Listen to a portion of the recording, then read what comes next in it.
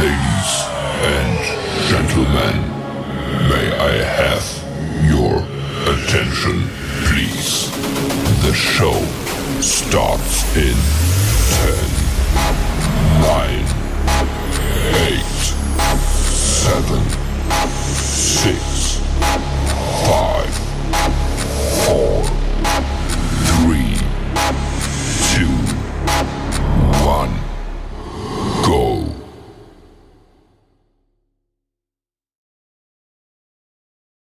Hello, and welcome to another episode of Up Close and Personal with Angela on behalf of Aspiring Authors Magazine. I am yet waiting on my guests to arrive for tonight, y'all. This is my final interview of tonight, and I want to thank you guys that have rode it out with me. I am waiting for my guests to arrive. We're going to blame it on the time difference, if there is one right now. Of course, we know that she's in the Virgin Islands, so I'm not sure if there is a time difference right now, but it's 8 o'clock. I know we sometimes have trouble getting on, so I'm going to give her a little while to get on. If she don't arrive in a little while, y'all, I'm going to go ahead and end it because I have definitely been stretching my voice on today, and I want to save what little voice I have left for those that have an interview on tomorrow. So if she does not arrive in the next couple of minutes, y'all, I'm going to go ahead and end this interview, and you guys will be able to catch me on tomorrow right here. We're going to start out, I think, at 2 o'clock. I think we have a 2 o'clock show tomorrow. I think we're going to start at 2. We have a 2 o'clock, a 4 o'clock, and a 8 o'clock on tomorrow. So if you guys want to join me tomorrow, you can join me tomorrow. Trying to wait and see if she's going to jump on. Excuse me.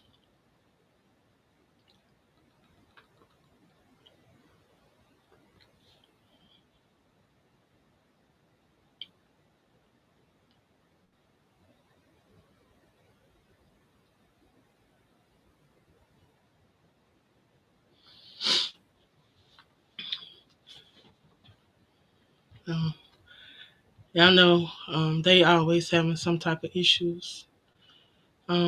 It's the internet. It's always something. So I want to give her a chance to get on because I know what she deal with, y'all. So I want to try to give her a chance to come on. Again, she's one of our group leaders, and then she's also a host on the Crew podcast. So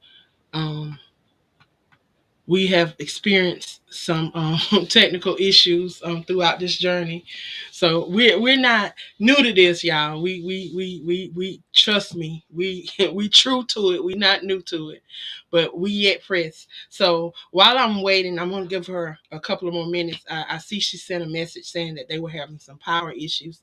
Of course, y'all know that Dr. Chinchilla is in the Virgin Islands, and of course we know that they have issues sometimes.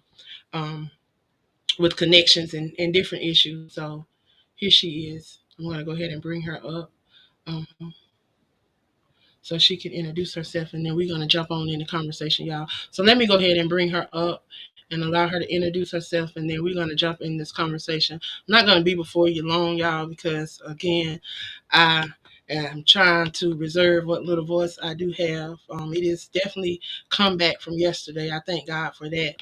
Um, but I am still a little weak. So I'm not gonna be before you long. Let me bring my guest in. Y'all, she's not new to this. She's she's a host over here on the network, as well as one of the group leaders here for the 100 Authors movement. So I'm gonna move out the way and allow her to introduce herself. Hello, how are you? I'm doing well and feeling blessed, and I'm grateful that you were able to get beyond any limitations, any healing challenges, and I definitely rebuke any form that slows down visionary Queen Angela. We're just holding you up high so that you can stay healed and resourceful and powerful as the visionary queen that you are. It's an honor to be here. Definitely an honor to be here. Amen, amen. Well, I thank you for being a part of this movement. If you would, there is so many facets about you. If you would just share a little bit about who is Queen Mother Dr. Chinchilla. Queen Mother Dr. Chinzira is a grandmother, a mother, a community developer, an activist, organizer, a priestess, ordained ministerial, and a holistic ambassador, naturopathic therapist, media technologist when I need to be, university professor in the day hours. And I really am livicated, like not just dedicated, but my life energy has always been about helping people, helping humanity, helping women, men, families, children, elders, persons with special abilities. It's like there's a lot. I'm grateful that you give me an opportunity to even highlight this other element of the who I am, part of that identity. I am an African futurist. Some people refer to as an Afrofuturist. My intention is always to see the higher side, the positive side, the elevated side, the ascending side, the blessed and divine presence in all things. And I am a keeper of the energy that keeps the creative force, the infinite source, the creator, God, Netera, Elohim, all the names we use of the creative source that is infinite and omnipotent at the center. I'm an African Queen Mother warrior.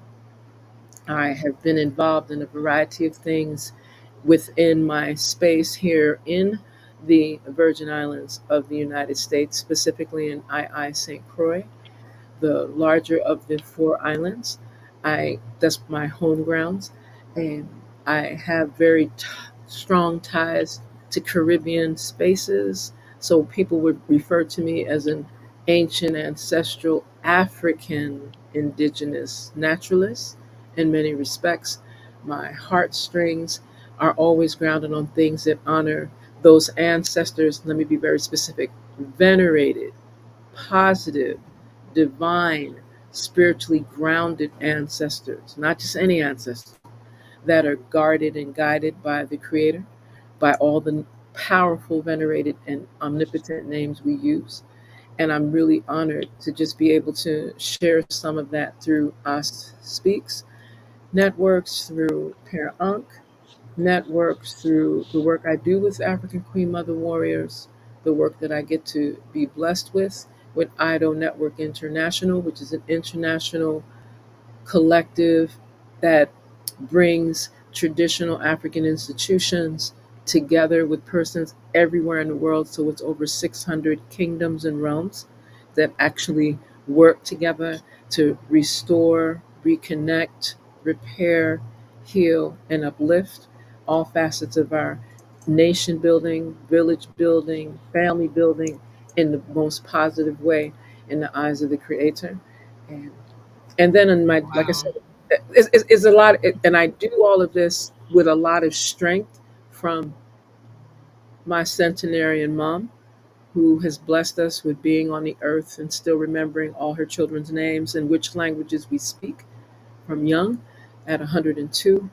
Eulalie Berenice Davis, and I'm very grateful, to have my children, my family. I don't just say extend. Sometimes I say family, like friend family, a little different, right? Because it's not just my friends, but it's persons that respect and honor the journey work that I've been involved in.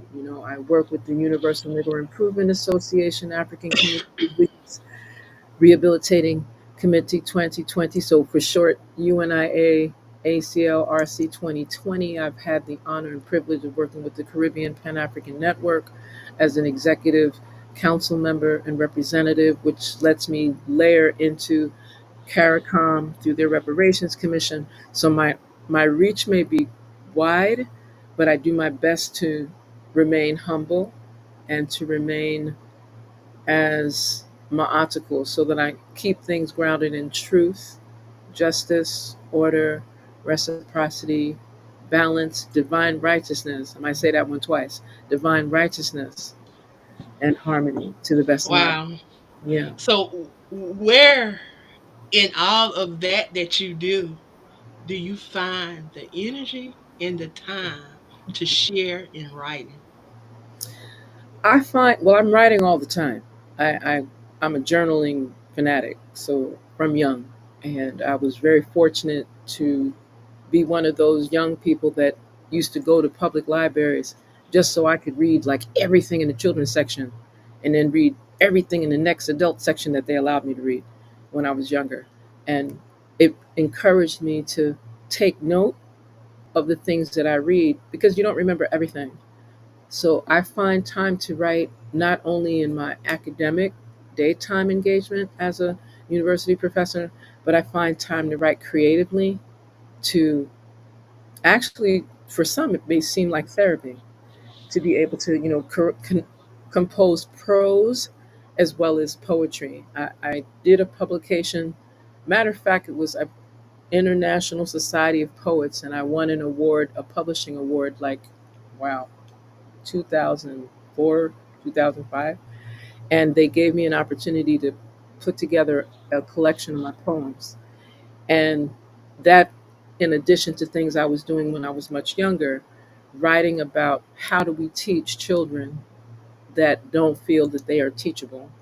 And I just kept composing. If it was a concept on reparations, if it was a concept on Pan Africanism, if it was a concept on the role of women in powerful places and still working in harmony with our families, our men, our children, our elders, I would keep composing. I write a lot, even for some of the publications for the Caribbean Studies Association and other organizational entities. And so wherever I get a chance to share a reflection, an editorial, a poem, and then I love spoken word. So I was like, right. And I think that that's something I gathered from the very diverse, or more correctly, the diversification of cultures that I was exposed to, as a global traveler with my family as well as on my own. So what would you say to that person that want to write a book but just don't know what to do or how to do it? What would you say to them? Go deep within your soul space and share what is the voice that you'd like to compose. I'm going to say it again. Go deep into your soul space and ask Divine Source to give you guidance on what is the element of your voice that you would like to be exposed and share with the public. and take time. And sometimes it's just stream of consciousness writing. Sometimes it's just committing, let's say, start at 15 minutes. That 15 minutes a day, you're going to stop everything, treat it like you brush your teeth, and just stop and just don't take the pen, or if you're typing, don't stop typing. Just compose what your thoughts are at that time for those 15 minutes. And when you start to make that a habit, then it becomes a practice, then it becomes innate over a course of time. You will find that you'll be able to share your voice in writing, you'll share your voice in typing, and then be trusting enough to let persons, and that depends on the writer. Some people don't like other people looking at their work or changing their words, but be trusting enough. Find that person that will help you and be not just a coach, but more like a guide. I'm going to use an African term that's like a warrior guide, like a jegna. Someone that some people like to use that term mentoring, but it's not just mentoring, but it's someone that cares about you enough to help you to express you and your voice in writing. And be around Wow. writers. Yeah, be around writers. So I can tell that you had that person in your life. Who was that person in your life? I had multiple persons, and I must give thanks and praise for that. One of those persons was my mother, because she could tell that I had a lot to say because I kept talking a lot. And she would encourage me. She said, go beyond the reading, go beyond just a poetic verse, and compose clear prose of the things that you'd like to see, because you're always talking about saving humanity and saving our people and working with our people and helping women give birth naturally in natural spaces. And so she always encouraged me to keep writing, even if it wasn't published in a top publication house, but to keep writing. And she would actually look at my work when I was much younger, and gave me some drive and purpose. I had a professor at one point, Dr. Alonzo Anderson. At the time, I was at the University of California in San Diego as a graduate fellow, and he ran the Institute of Cognitive Studies. And he would encourage me. He said, don't just write for academic purposes, because I can tell that you have a lot that you would like to say, and you need to mold and hewn your craft, because writing is not just you just write for the sake of writing. You need to tighten up your craft, focus on your voice, focus on your purpose, go deep into, and he used to call it more of a spirit self soul, of how you go to your very essence to be able to compose. And he was a pretty rough copy editor as well. He didn't have, it was like all red when he was done, but it was so that I could improve and strengthen my writing in that regard, not just academically, not just technically, but as a creative, inspirational, motivational author. Wow. And There's a few others, but there are a few others, but I'm gonna pause on that one. you mentioned that you have some pieces published. Would you like to share those with us today? I could. There's a piece that I composed called "Listening to Ancestral Wisdom: Sacred Conch Shell Expressions," and it was grounded, as I said, with an award that I was granted from the International Society of Poets. And what I did is I took pieces that were inspirations when I would sit by the water, by the ocean or the sea, and specifically in Caribbean and African spaces. And I like playing the conch shell horn, which is, the conch shell, and then Mhm. they're crafted. The person that exposed me to that here was one of our cultural icons, a brother named Juni Bomba Alec, and he made several conch shells for me, and I would play them. And after I played them, similar to like the singing bowl, I would Mhm. be in meditation and prayer, and then I would write. And that's how that particular publication came forth. And then some of my other writings have been around Marinage and the resilience, the power and strength of former enslaved Africans that chose to be free, and the types of communities. So, one piece was HEAL, Heritage Education and Arts Legacy. And it was to be able to share what Marinage represents for persons that came through that enslavement experience but didn't become the enslaved experience. Make sure that we get that they kept their autonomy, they kept their sovereign strength, they kept their spiritual traditions, they kept their institutions that kept them strong as human beings, and they were powerful enough to help in sharing that humanity, irrespective of the fact that they were exposed to different elements of enslavement and so forth. So it's a powerful opportunity. And then again, like I said, I tend to do more academic writings around pieces. Have another publication that's actually forthcoming that's navigating within what we're doing in the 100 authors to watch in 2025 that you've initiated in regard to Mesh Connect. And persons are like, Mesh or who? But Mesh Connect is a divine feminine principle of sacred work in the ancient East African tradition.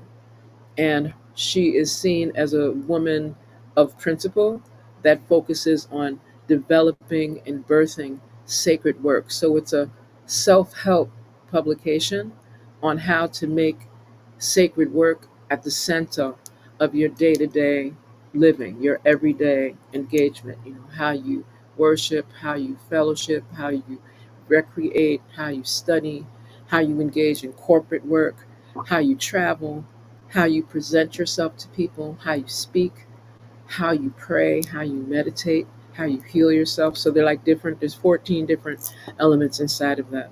That's something that I've been working on off and on because, again, pulling from some of my journaling, I've been able to incorporate chapters that are now formulated. I usually do 7 chapters, a chapter that does a preparation, or more specifically, an enunciation, and then I use a ancestral traditional framework of going into preparation, opening, implementation, and then closing for the next phase, so that persons are able to take away from the writing when it's around that kind of self care, self help, personal holistic development. And then I have another collection of poems that I'm toying with. Yes. Wow, sound like you're gonna be busy in 2025. Well, you So made it so. I'm trying to roll with you. You're not easy to keep up with, Sister Queen. no, I'm trying to keep up with you. Woo. Wow, I'm Wow. like, where do you find time? Mm. But I wow, pull hard. I I'm pull trying to hard. be like you one day. Mm. Because You you definitely are leading by example, and I thank you for that. How can we support the things that you do have out? Or okay. are they in print? Are they available? Some are available. Most of them are in PDF/ebook form.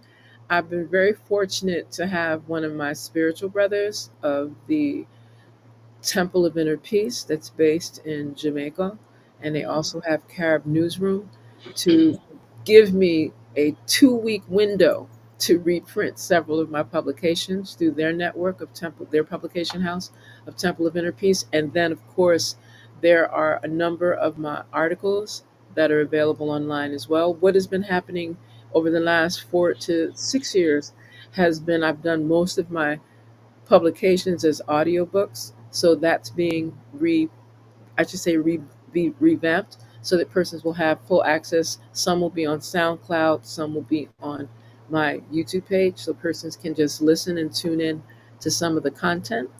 And I am giving myself the next 90 days to be able to have the balance of what is out of print, things that were done by Watermark Press that we didn't know were out of print, to be able to have them available within that 90-day period. And so persons can go to my YouTube page at Ast Speaks. That's ASTSPEAKS.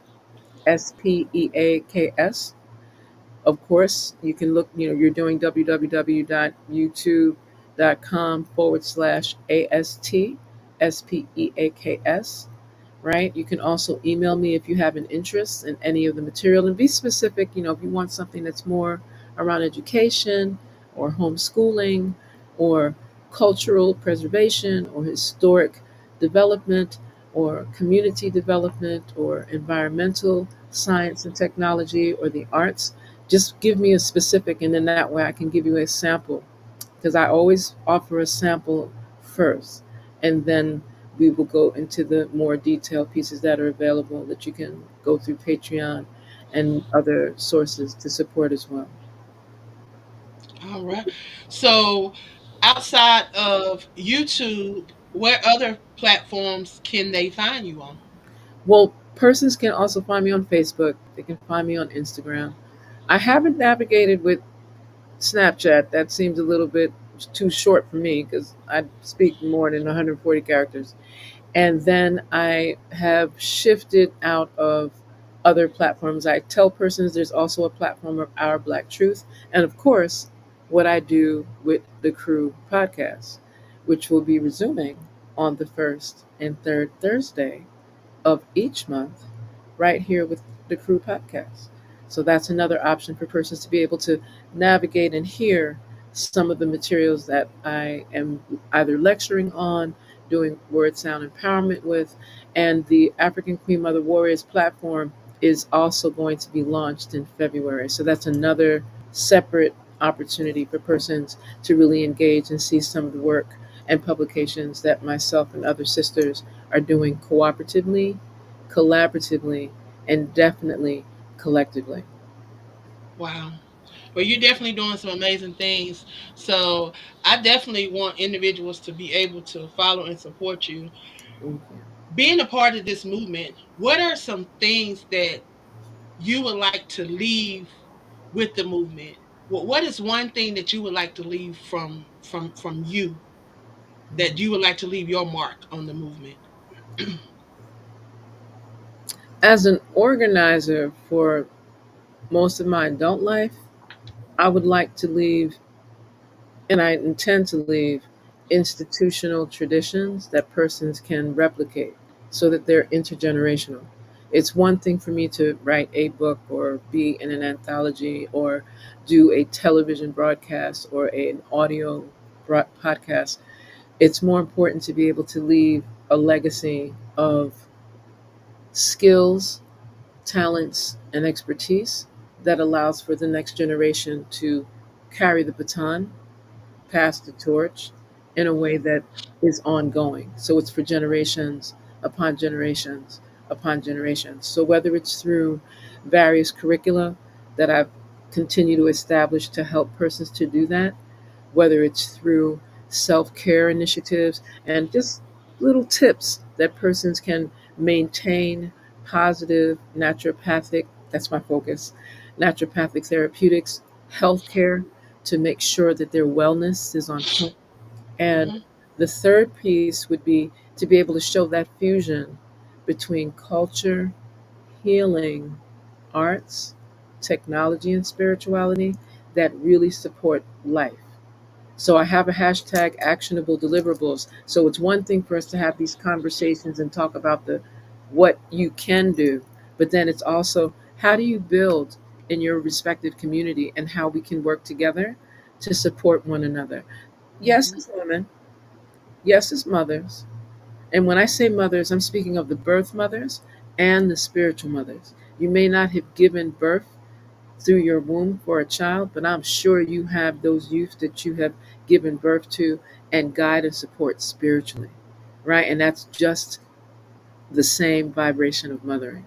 So I like to say that for me, it's going to be around the mothering, the care, the nurturing, and the cultivation of the type of love that is institutionalized for generations upon generations upon generations, so that none of us that are in this movement are able to limit ourselves or commit any form of ancestral or spiritual treason. I want to make sure people got that. We would like to keep things in the highest and keep the creator at the center of the work that we're doing to the best of our ability. We're still got some frailties in some areas that could be tightened up, but our intention is to be able to do that. So for me, it's always about institution building through those different lenses. Wow. That's amazing. And I'm glad to have you a part of this movement. I am glad to have you as one of the leaders, um, to be able to help lead and pour and to spread that motherly love that you have. So we're glad to have you to be able to share your expertise, things that have helped you along your writing career and along your past period, because it's not just about writing, but it's just those nuggets that you can share with others that will help them along the way. So I definitely appreciate you for stepping into that leadership role and for being a part of the movement, because I know with all that you have going on, I truly appreciate you. So thank you for being a part of this. And before we close, before we leave, I always ask my listeners, my guests, to share with my listeners something that would encourage them.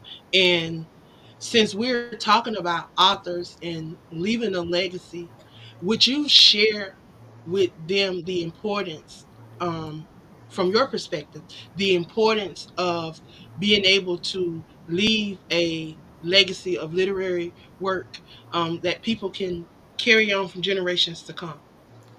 As I'm so grateful for that particular question, and that's a question that ties to what I wanted to close with anyway.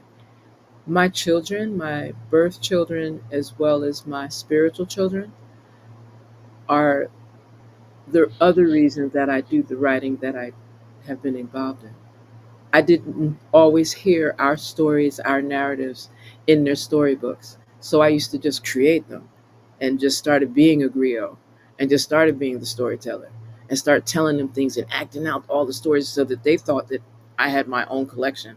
And after a while, I started writing short stories just so that the children, my children, their friends, and the community after a while, because we did a lot of extensive independent schooling, teaching with our community children, to be able to share the importance of legacy building, the importance of nation building, the importance of cooperative engagement, the importance of keeping faith.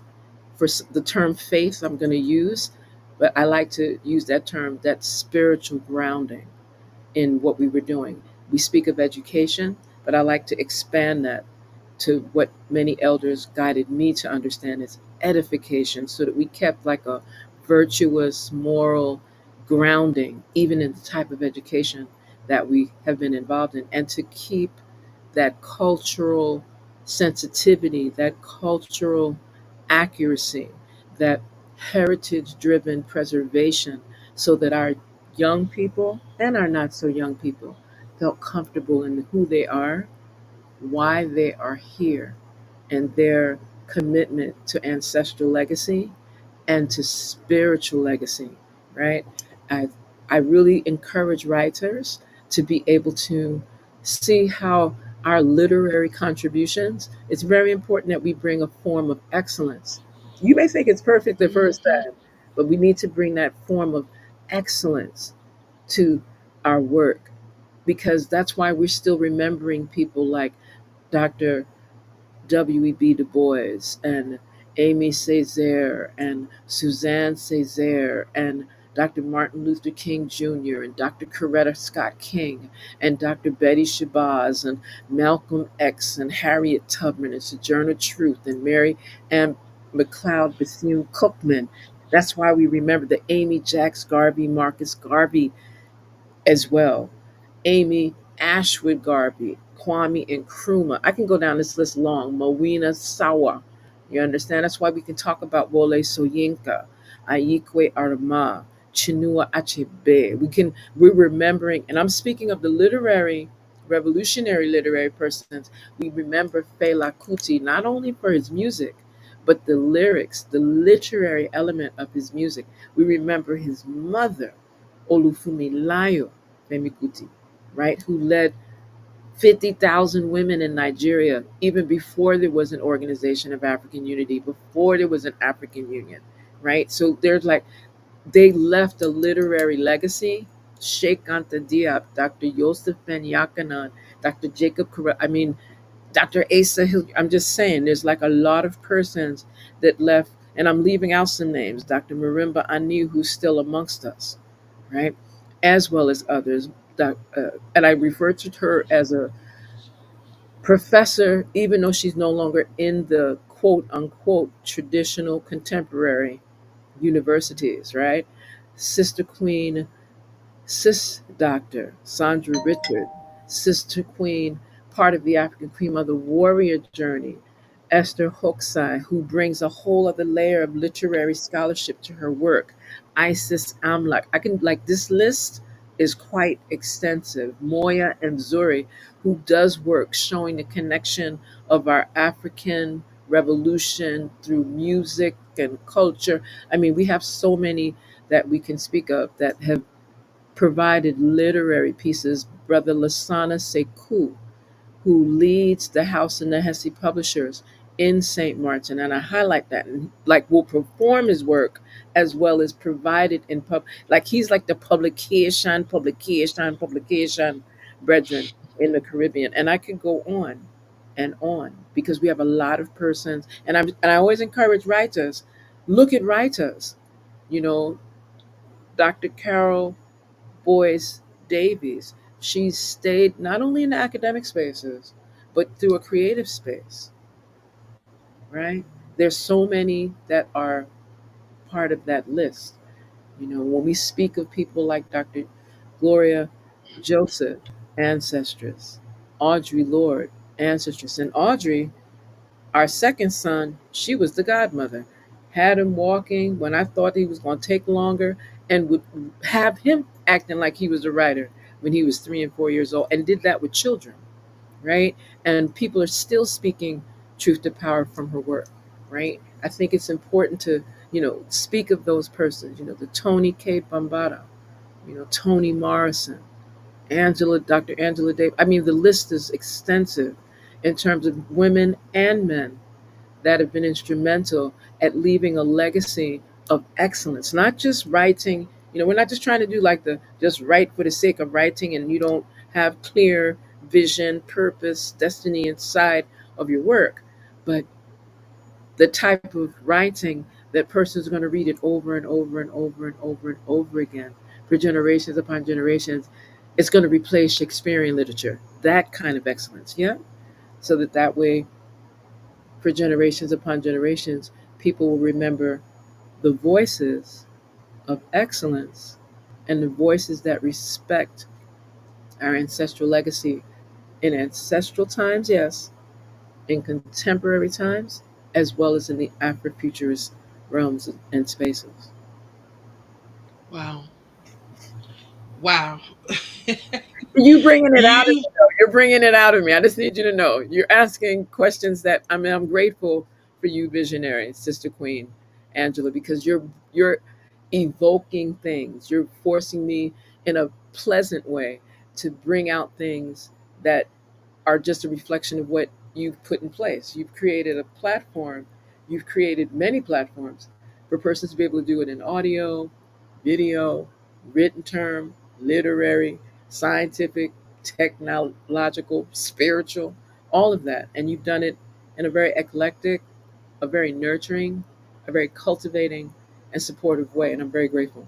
And I'm sure I speak for many of the other authors that are very comfortable with what you have created. And not to say that it's not hard work, and not to say that you don't like be on top of us. Where's your stuff at? Where that? Where that? So I'm grateful. I'm grateful. Well, I am grateful for you guys. I tell you that it is truly an honor to be able to share your voices and to allow people to hear your voices, because oftentimes we feel like we're voiceless and that we don't have a voice. Mm. So I'm grateful. I think it's an honor and a privilege to be able to share such amazing people that come from different walks of life, different backgrounds, and you all have different messages, but the fact that we're on one accord because we all want change and we all believe that we can be that change. So I definitely am. I'm grateful, I'm humbled, I'm honored. That's about it. It's not often that I'm without words, but I tell you, you are amazing. What you do is amazing, and I thank you. And I'm looking forward to working with you, not just on the Crew podcast, but with this movement, and Mm, just seeing how you mother some people, great. because we are in different levels. We have some that are new authors, we have some seasoned authors, and we even have some that they're going to be launching their first book throughout this movement. They have been a part of anthologies, and now they've decided that they wanted to share their own book. So I'm excited that you are a part of this as a leader, as a guide, as someone that can encourage and someone that can, help mold um, these writers. So I'm excited. I'm Me excited. too. Me too. That's why it's like we're reflections, because when you guide persons, lead persons, you also have to know how to follow. Hmm. You also have to know how to offer guidance with strength, and at the same time make sure that it's coming from the writer, the author, new or seasoned, from within, right? And Hmm. to just help to cultivate that. It might be every once in a while we might tweak, and we're tweaking and strengthening one another. I need that to Hmm. come across. It's like, not because I'm Queen Mother Dr. Shinsero and I do this professorial piece in the daytime, that because there's going to be things that you're going to share with me and share and teach me, and then there's going to be things that I'm going to share with you and teach you, and it becomes like reciprocity, all synergized in a really positive way to the best of our ability, right? And Exactly.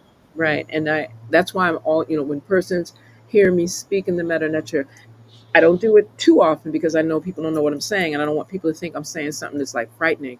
But when I'm saying Amasuan Panter, Sa Uksu Emet Hra and Panter, Aura Maketi Paheru, all I'm saying is that we give thanks and praise to the one most high, that we live each day daily for the one most divine, and that we will do it tomorrow just as we do it today. And if we can at least agree on that, then we can do an abundance of work together collaboratively, even if our points of departure may appear different, even if our pathway journey may look unlike the other. But we can do it with a tremendous amount of respect and grounding, so that the publications that come will be with excellence exponentially, and it will be with accuracy, so that persons are clear on the things that they're saying, and that they relearn how to go within that creative space, that technical space. If you need to give citations, you do so. If you're doing free writing from what is just in your meditation, your prayer, your vision, your voice, that's something quite different, but it's going to all come together because we are all about literary excellence for the greater good. Wow. Well, I'm definitely glad to have you a part of the 100 author movement, and I can't wait to see what all is in store for 2025 in this movement. So, thank you Always. for stopping by and sharing with us on today. I truly thank you for your sacrifice, and I hope you enjoy the rest of your evening. I shall, and you keep healing and you stay strong, because we need you to be healed and stay in that realm of strength and power. All right, Sister Queen Angela. Yes, ma'am. All That's right. that. I am. I've been. My friend was getting on me today about self care. I told her I have made that a part of my everyday. I had to. I had to learn how to make that a part of my everyday, even when I'm not feeling good. I had to make sure that I did something special for myself. That I did something. If it's just lighting a candle and sitting in a hot tub of water, Ooh, that's something that's nice. soothing to me. Excellent. And I've just learned how I had to incorporate something in daily and made it a part of my daily routine, and not something that I do say, well, I got to plan this for a week. No, I had to make it daily because, yeah. I needed it. So I like I was telling I told her today, she said, you should be resting. I say, I'm okay. I say, because from 11 to 1, no, I said from 12 to 1, I'm going to be self-caring. And I don't Mm, care what's going on. how about that? How about, see, that's what I'm saying. When you come, that's not a declaration. That's not even a command. That's like a decree. I love it. I love Yes. that. I love Yes, that. I had That's to, and I've learned from some amazing people. I'm grateful. I had a notification today that I made for Millie Growth last year. She, when I tell you, I am so grateful because she is the reason why I know you, and exactly. I tell you, And she just had is a birthday. Happy birthday, she belated. did She on the sure did. 27th. She had a That's birthday on right. the 27th. Whoop, whoop. And I Sister did Queen. not get to go see her. I hope to get Mm, out there to see her in probably a week or so. okay. Um, Okay. yes, because I she's not spoke to far her from though. me. Yeah, Yes, I did I speak with her. sent her a message. I I sent her a sang. message. I sang in Spanish. I wish I could. We're gonna But practice. yes, she's No. definitely one that's high up on my, I tell you, she has definitely been a pillar in my life over these last 5 years. Right. We didn't, and you wouldn't think, we did not start off on good terms. That's how it usually happens. Huh? And The, I tell you now, you cannot separate us. oh, give thanks. Cannot separate No, us. You can be. cannot. She is. I'm telling you, she has a special place in my heart, Mm-hmm. and I am so grateful for her because of, I call her the queen of gratitude, and Mm-hmm. because of that she showed to me, she was able to teach me. She just don't realize how much she has taught me over these last 5 years. But I'm grateful because some of you guys would probably not like me. So she was very inspirational in me really truly looking at myself and truly finding out, some things about myself. So I'm so grateful because Give on this walk, I wouldn't even be doing some of the stuff that I'm doing now if it had not been for her. Oh wow, that's powerful. For What a, real. what a testimony. That's beautiful. Well, we And just I we had love Sister Queen Milagro, so I hear you. We hear exactly. you. We hear you. We hear you. We hear, and we feel the sincerity in what you're sharing because this is not just like because we're on media. This is really Right. because of the kind of greatness of each of the women and men that are coming together around this movement and have been working with you over the course of a year, multiple years, and in some instances not even seeing one another in physical space, doing it through this platform. So when we get in the same physical space, Right. I hope the earth ready. I hope they. Oh wait. And it's coming. It's coming. It's coming. It is coming. It's well overdue, and it's coming. And I'm saying, 2025, we gonna make it happen. We Give gonna make it happen. We give gonna make it happen. So y'all look out. whoop. Y'all look out. Look out. I'm telling you, look out. Again, I want to thank you for Yes, sir. stopping by. All right. And it's the floor is yours. You get to close us out. Close us out in your special way. I am so grateful. The gratitude that I have for just being able to be a part of this movement of 100 authors to watch for in 2025. This energy, this fusion is going to really allow us to deal with some areas of excellence in literary engagement that goes far beyond the contemporary boundaries of how we look at literature and how we look at publication and how we look at sharing our voice and how we bring again, truth, justice, order, reciprocity, balance, divine righteousness, and harmony. In the meta nurture, we refer to it as the feminine principle of Ma'at. But just go back to the English of keeping the balance so that when we're writing, when we are expressing our voice in literary spaces, that we keep that energy of love, cultivated love, to some agape love, that nurturance for one another, so that yes, it may appear that some of us are mothering and or fathering, we're building our families so that we have generations upon generations upon generations of our truth in voice and in written terms type words for eternity, not just generation upon generation, but for eternity, right? And we are very grateful for this opportunity to be able to share and work it together. So, for those that are interested, you know where to link with us to be able to be a part of the movement. And even if you are on the perimeters, give the support, offer the support to each and every author that chooses to make this legacy of excellence through a literary lens available to you, your families, and the generations that follow through with you. Always remain inspired. And remember, when we say Ost speaks, it's because we're building a new legacy. Give thanks.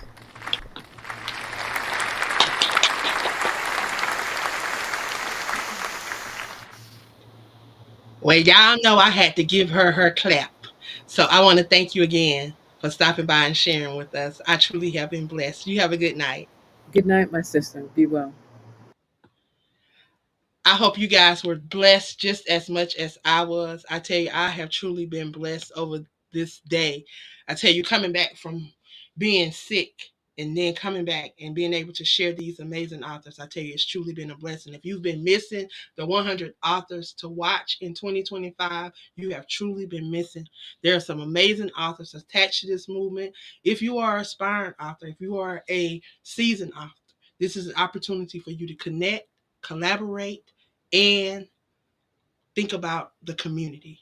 So again, I want to encourage you to get connected to the 100 authors to watch in 2025. Until next time, y'all, be blessed.